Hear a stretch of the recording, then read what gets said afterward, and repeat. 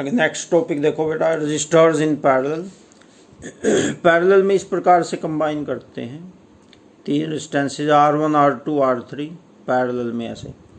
अब सबकी जो स्टार्टिंग पॉइंट है वो इकट्ठा कनेक्ट कर लिया, इकट्ठा जोड़ लिया, और एंडिंग पॉइंट इकट्ठा जोड़ लिया, और जो ज्वाइंट्स हैं उनके बीच में से करंट गुजारेंगे ऐसे, ये देखो ज्वाइंट्स के बीच में से। तो इसकी डेफिनेशन बनेगी, if the starting points of all the resistances are connected together and ending point of all resistances are connected together and supply is connected. Supply कहते हैं इस वोल्टेज को, यहाँ पे जो भी लगाते हैं, बैटरी लगा रखी है, इसको सप्लाई कहते हैं। Supply is connected between the joints, एक ज्वाइंट ये हो गया, एक ये हो गया। लैब में इसका एक्सपेरिमेंट भी करवाएंगे आपको, जब करवाएंगे तो आप देखेंगे कि 3 बल्ब जोड़ेंगे सीरीज में, पैरेलल में सीरीज में जोड़ेंगे तो वो कम जलेंगे तीनों, और उन्हीं बल्ब को उन्हीं तारों से जोड़ेंगे तो पैरेलल में जोड़ेंगे तो वो फुल जलेंगे। तो लैब में आपको ये एक्सपेरिमेंट भी करवाएंगे। तो अब सीरीज का तो ये बताया था आपको, टोटल रेजिस्टेंस का formula R1 R2 plus R3। Parallel का उल्टा हो जाता है, पैरेलल का हो जाता है 1/RP equal 1/R1 plus 1/R2 plus 1/R3। अब इसको डिराइव करना, ये पैरेलल का फॉर्मूला है टोटल रेजिस्टेंस का। इसको कैसे डिराइव करेंगे, देखो ये बताया था सीरीज में करंट सेम होता है, वोल्टेज अलग अलग होती है। पैरेलल में उल्टा, पैरेलल में करंट अलग अलग रहेगा, वोल्टेज सेम रहेगी। ये देखो, current through all resistances different, voltage same. इसमें एक चीज़ को याद, 4 चीज़ें हैं, एक को याद कर लो, बाकी 3 अपने आप याद हो जाएंगे। जैसे सीरीज में ये याद कर लो कि सीरीज में करंट सेम होता है, तो बाकी तीनों अपने आप याद हो जाएंगी। कैसे होंगी? सीरीज में करंट सेम है तो इसका मतलब सीरीज में वोल्टेज अलग है, हो गया ना याद अपने आप, उल्टा। और पैरेलल में इन सब को उल्टा कर दो, पैरेलल में सीरीज में करंट सेम है तो पैरेलल में करंट अलग होगा और वोल्टेज सेम होगी। तो एक याद कर लो कि सीरीज में करंट सेम होता है तो बाकी तीनों अपने आप ही याद हो जाएंगे।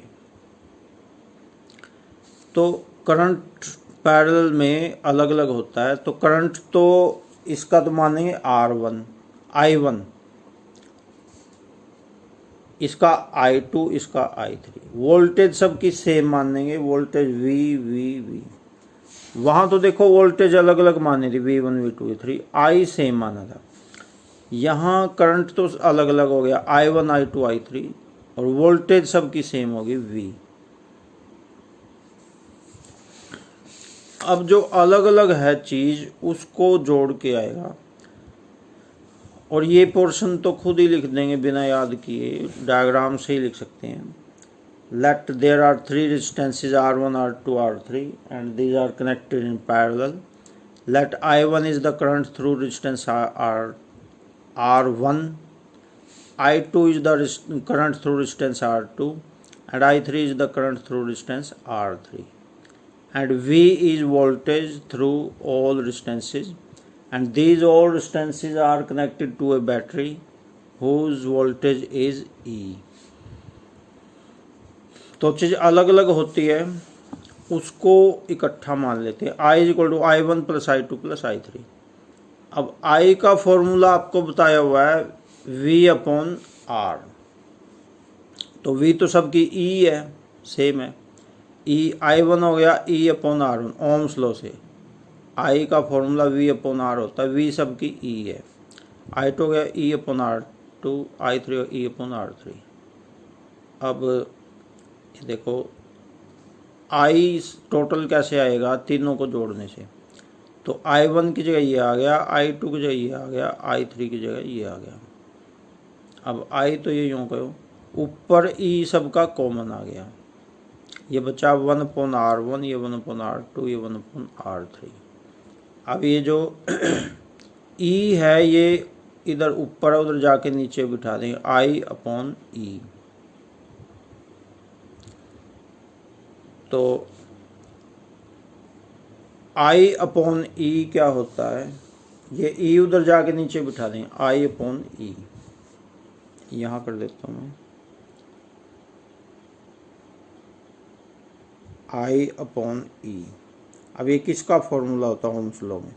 ओम्स लॉ में आर का फॉर्मूला होता है वी अपॉन आई, लेकिन यहाँ उल्टा है, आई अपॉन वी है, ये वी और ये एक ही बात है, तो आई अपॉन वी, तो ये 1 अपॉन आर हो जाएगा। उल्टा है ना, ये आर तो वी अपॉन आई होता है और यहाँ पे आई अपॉन वी है, तो आई अपॉन वी हो जाएगा 1 अपॉन आर, तो ये 1 अपॉन आर हो गया। आर पी का मतलब टोटल रेजिस्टेंस इन पैरेलल, तो बन गया 1 upon R one plus 1 upon R two plus 1 upon R three. सीधा कर सकते हैं, इसकी ज़रूरत नहीं है, सीधा कर सकते हैं ये वाला। ये आ गया टोटल रेजिस्टेंस इन पैरेलल, तो इसमें इतना ही रहेगा। न्यूमेरिकल्स इसके करवाएंगे, न्यूमेरिकल्स आपको क्लास में ही करवाएंगे स्कूल खुलने के बाद, क्योंकि उनमें थोड़ा टाइम ज़्यादा लगता है। अभी तो आपको टॉपिक्स ही करवाएंगे जिनमें टाइम कम लगता है, ताकि छोटी वीडियो बने और आपके आराम से डाउनलोड भी हो जाए। अगर बड़ी बड़ी वीडियो बनाएंगे तो वो आपको डाउनलोड होने में दिक्कत आएगी। तो जो ज़्यादा टाइम के टॉपिक्स हैं वो आपको स्कूल खुलने के बाद ही करवाए जाएंगे। तो अभी इस वीडियो में इतना ही रहेगा।